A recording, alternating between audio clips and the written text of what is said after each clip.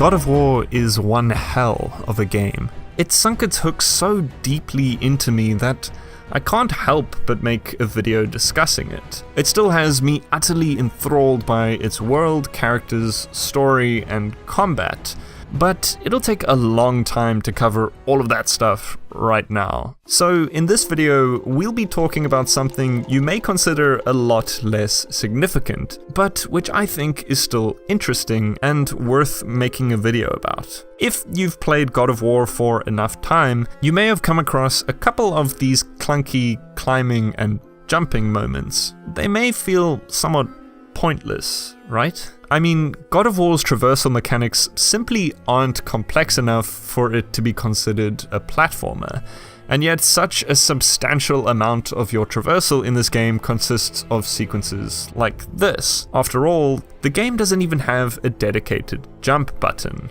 and all climbing and jumping is contextual, meaning you can only do it at certain points and often only when prompted.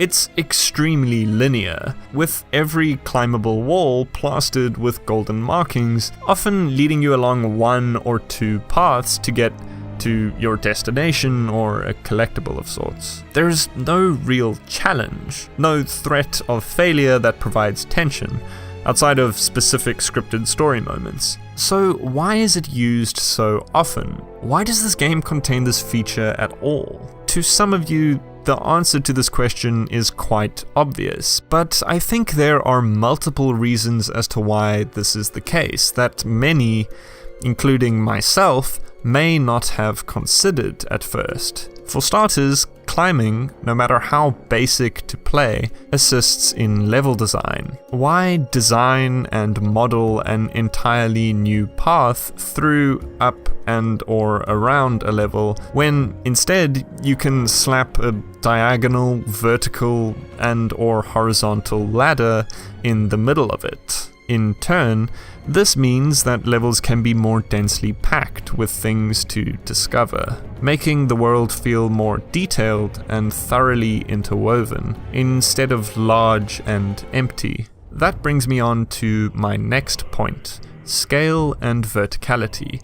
It's well known that God of War is a series concerned with scale. Santa Monica Studio may want you to feel like a god of war, like our world's largest scalpel, but they also simultaneously want you to feel small, like this world's most negligible wrecking ball. Forcing you to traverse these massive structures adds to those seemingly conflicting sensations of size, and gives the world an extra sense of verticality. Things are big, they're tall, and the only way you're going to get where you need to go is by going over them. The big thing I wanted to do with the game is to make the players feel small, right? To make the world feel so big that we used to have things, big monsters, right? And that would make the player feel small because the monster's really big. But I think it's, not having been able to come out here and see all of this, it's kind of cool to feel like we were able to replicate some of this to make you feel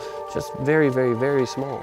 As rudimentary a concept as it is, it's also just exciting hanging off a ledge, suspended high above the ground with this little guy clutching onto you for safety. Even though you know you can't fail a jump and you can't slip, the size of everything still makes the activity feel somewhat dangerous. In contrast to a lot of the combat encounters, you feel smaller and more fragile, but also nimble, in spite of how clunky this traversal is compared to other games, and how big Kratos usually looks when compared to other characters in this universe. Because you can't fail, there's an added sense of confidence in Kratos. He isn't so reckless in this game. He may lose control of his rage from time to time during the story, but it may be out of character for him to rush something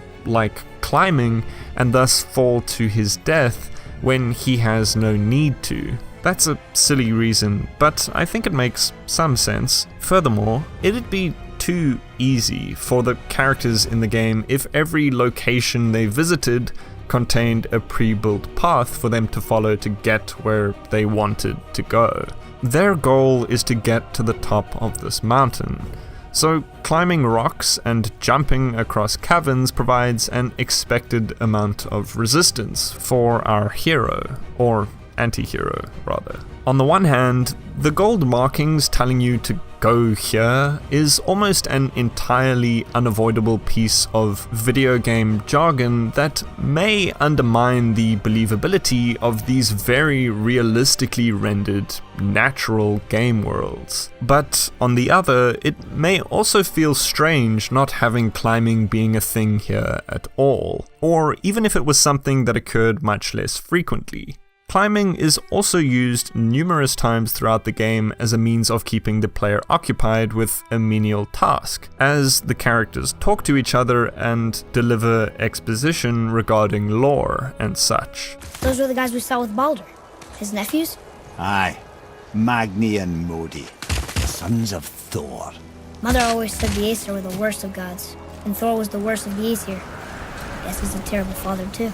Sometimes it'll lock you in place when it really wants you to focus on what's being said or what's happening around you, and that's completely understandable. I think giving the player something this basic to fiddle with, while being informed about something that is important but perhaps not particularly thrilling to listen to, instantly makes it a less boring ordeal than if you were forced into a slow walk sequence or an uneventful cutscene. This chisel we seek, what is it? I'm glad you asked, actually. I have just the story for you. There was a giant once named Thamur. A very giant, who, despite his mountainous size, was without question the greatest stonemason this world had ever seen. Kratos is a stoic character, a man of few words, who isn't really concerned with things that do not impact his current goals. And most of the time, people talk at him in this game, and not with him. Those exchanges feel less awkward when it is implied that he is focusing on something else, like climbing. Do you think for this last leg up the mountain that maybe I can carry her? I told you no. Why? She meant more to me than you anyway. What? I just meant I spent more time with her. You were off hunting with her. It would serve you to stop talking. The game is all around very aware of who Kratos is and how he would behave. It also helps that Kratos has a resting determination face. Of course, the game also tackles this issue by having his son, Atreus, fill in for the player, asking the kind of questions you'd expect from someone if they knew very little about this world and its inhabitants. Do you think this is their home? Did they move in after the giants left? Or are they why the giants left? Boy. But that dynamic between Kratos, Atreus, and the player is a whole other topic. Anyway, climbing can also help prevent the game from becoming monotonous. Non-stop fighting has the potential to get old fast in any game, no matter how good its combat loop is. Having these brief pauses in between the cinematics and the battles is a good way of getting you excited again and looking forward to the next battle. It breaks up the experience and gives it more of a natural flow. Finally, and perhaps most importantly, the climbing sections in this game are also possibly used to hide loading screens. So if you haven't noticed yet, God of War was designed so that the player follows Kratos the whole way through the adventure. It never cuts away or jumps forward or backwards in time, and it also never wants to pause the experience with a loading screen. Now, I don't have any specific evidence that proves this, but I think it's safe to say, considering all the other ways this game and others like it use small tricks to appear as if they never need to load a new area or scene. It's fairly well known that Naughty Dog's games generally hide their loading screens behind things like large doors, which the characters struggle to force open, along with cramped tunnels that slow down your movement speed as everything else is being loaded in on the other side. God of War has both of those things, and it could be that these climbing sequences are occasionally used to achieve the same effect. And there you have it.